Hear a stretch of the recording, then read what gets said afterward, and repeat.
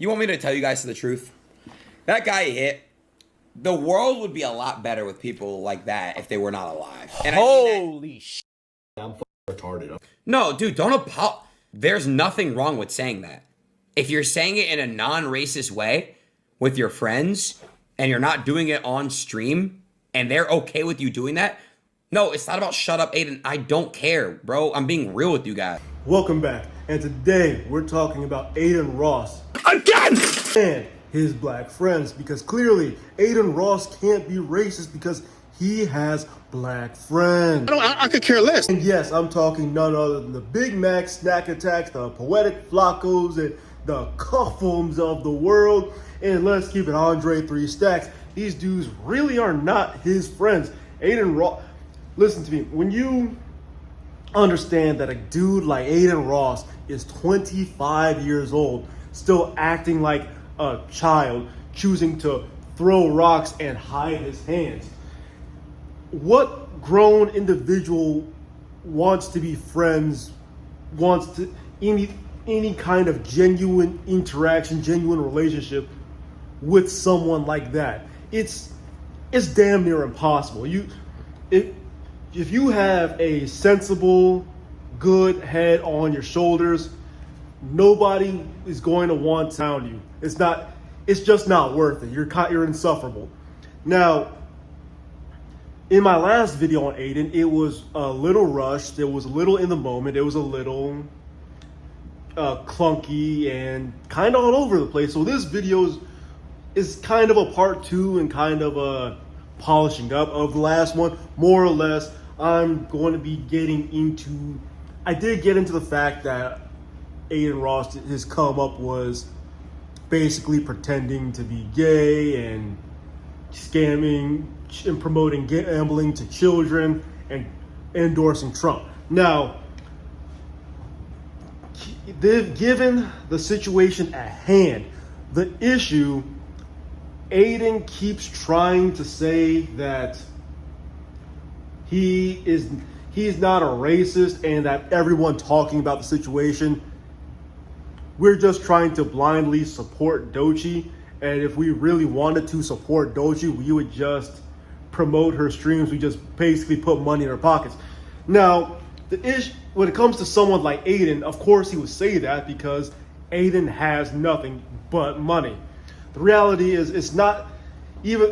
Doechii is just the representation at the moment. The reality is, everybody who's throwing their hat to defend, support Doechii, it's more along the lines of if you being a rich, influential white person talking down on a dark-skinned black woman for no reason than the fact that she is a successful dark-skinned black woman. Sorry, that was a burp. But it's when he wants to make it seem like it's just trying to eat off of him. And don't get me wrong, I kind of am because I'm a brand new YouTuber. But at the same time, I'm not with the slander, really. So the fact that this basically kind of is what I like to call interest convergence, where I don't like people talking bad about black people. I don't like people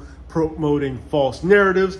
And Adin Ross basically having a platform, Doechii having a platform, me talking about both of them actually aligns with my interest, and they can actually help promote my channel, help me promote my videos, blah, blah, blah, blah, blah, blah, blah, etc., etc.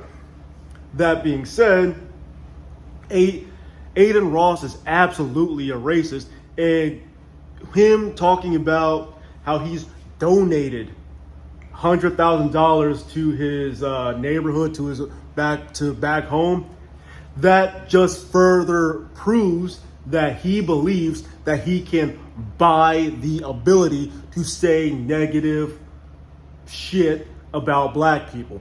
Because when he said his whole thing about Doechii, first it started off with, oh yeah, she's botted. And it's like, okay, you're talking bad about her music. Okay, do that. Then it started off with that smelly whore, and it's like, wait, whoa, hold up now. In other words, the moment that he went from talking about her music and started getting into talking about her personally, making assumptions about the way she smells, that's when you start. First off, he's going to say says some stuff about how he talks to everybody like that. That is essentially the problem, or part of the problem. You really shouldn't be talking to anybody like that. And a DJ Fatademics was going to say that, oh no, I understand your humor. I understand that that's just who you are. And I'm just looking at this clown, raccoon ass, wannabe, Drake wannabe. And yes, I'm calling him a Drake wannabe because Act just wants to get money, smash shows, just like Drake.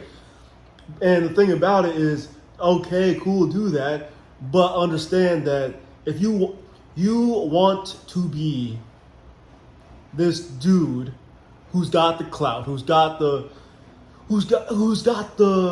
moxie, all that stuff.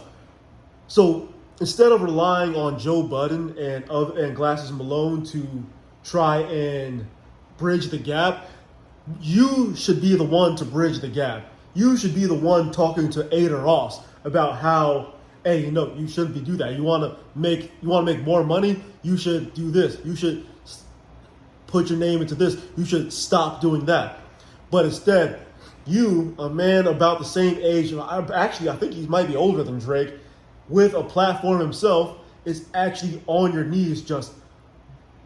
I wouldn't say he's guzzling Adin Ross because he's guzzling Drake. And if we're being honest, Doechie's lyrics are more or less aligned in DJ Wackadamia Nuts area than they are Adin Ross. So the fact that Adin Ross, because let's be real, Adin Ross doesn't really talk about rappers that much. He hangs with rappers, he streams with rappers, but as far as like pushing their narratives, trying to talk for them, trying to do all this, that's never really been him. So I would more or less say that Doechie's lyrics, you sucking rappers from the back, yeah, that's DJ Wackadamia Nut all day. There's a lot of people on Twitter trying to call me a coon. For what? Because Adin beefing with Doechie, and they're just like, you supposed to slap him. Gang, it's a two-way street, bro. He got popular basically degrading himself, allowing people to come on live stream and basically call him ugly, call him chopped, call him everything under the sun except a child of God. And then he did other videos where he was essentially pretending to be a slave master and whipping other black people with a belt.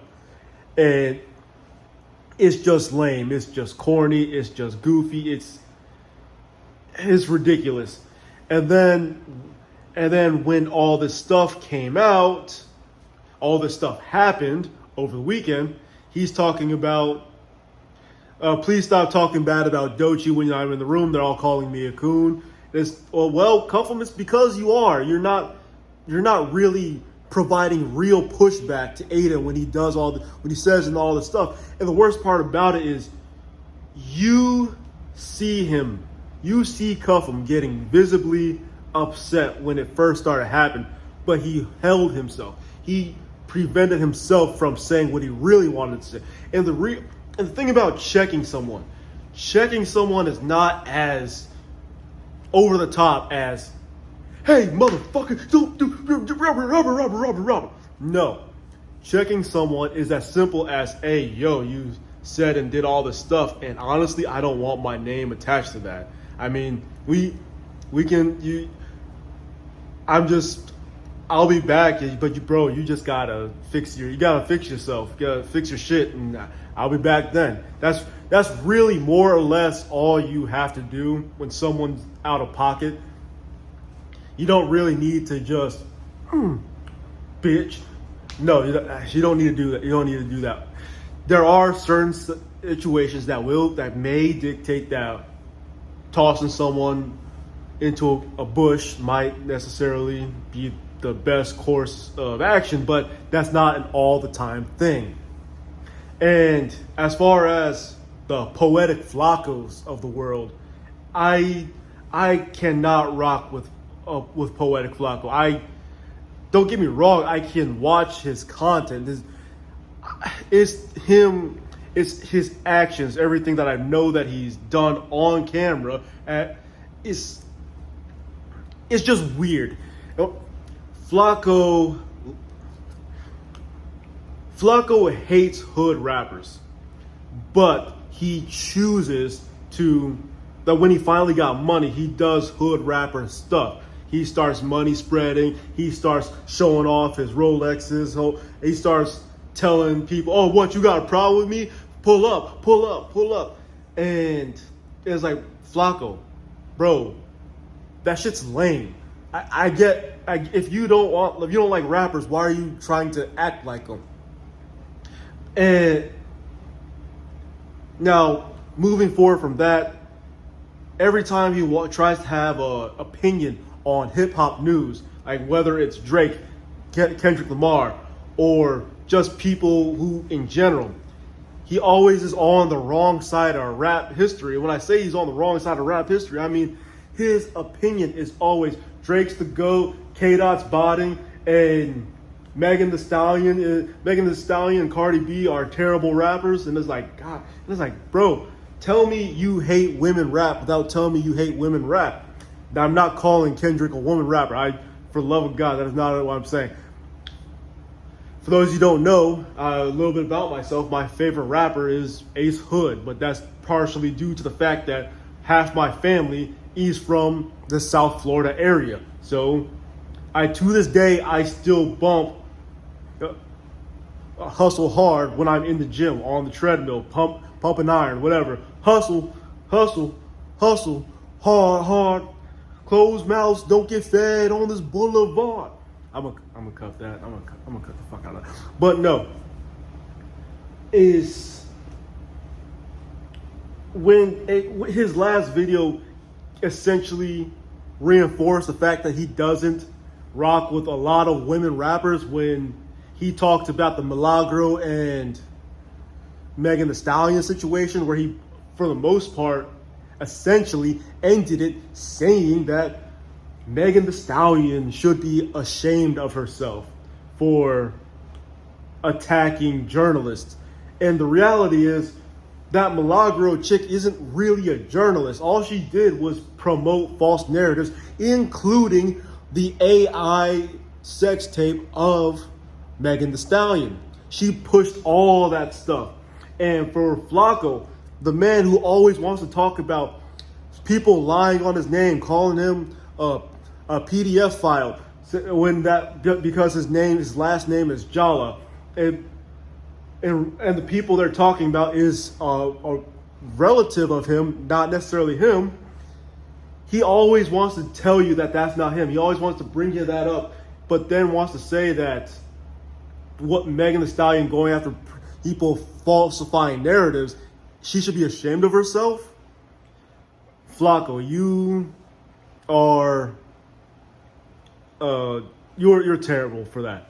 And a lot of you are probably still not going to understand my stance, but you also have to remember, he defended Neon when Neon was trying to go on a tour promoting that he's not racist, that he's changed, he's a better person. Well, if you look at him now hanging out with Clavicular is a racist. Look at him now hanging out, still doing a bunch of crazy stuff. He may have toned down on the jumping on random black people, calling them monkeys and N-words and this and that and the third, making racialized jokes, but he's still a little shit. He hasn't really changed. All he really did was just tone down the race humor. So, and the worst part about it is they absolutely enable, all of them, every black person he hangs out with absolutely enables Adin Ross's N-word narrative. In one of the clips that I showed you, he absolutely tells FaZe Banks that, oh no, you can say it as long as it's not in a racialized manner or as long as it's not on stream. Then he has a dude sitting right next to him. Cuffham is in between them, and dude says a hard ER, and all Adin Ross does is sit, and Cuffham just sits there with the stupid look on his face. It's like, bro. And again, you don't have to fight anybody. You just have to not endorse their foolishness. And that's for anybody who's black, who has friends with white people, friends with non-black people. All you have to do is just not endorse when someone is clearly being racist, using racialized rhetoric, being over the top, out of pocket, out of line. You just have to not support them when they try to say, yeah, but I'm just joking, right. You can say, listen, I'll catch you on the flip side.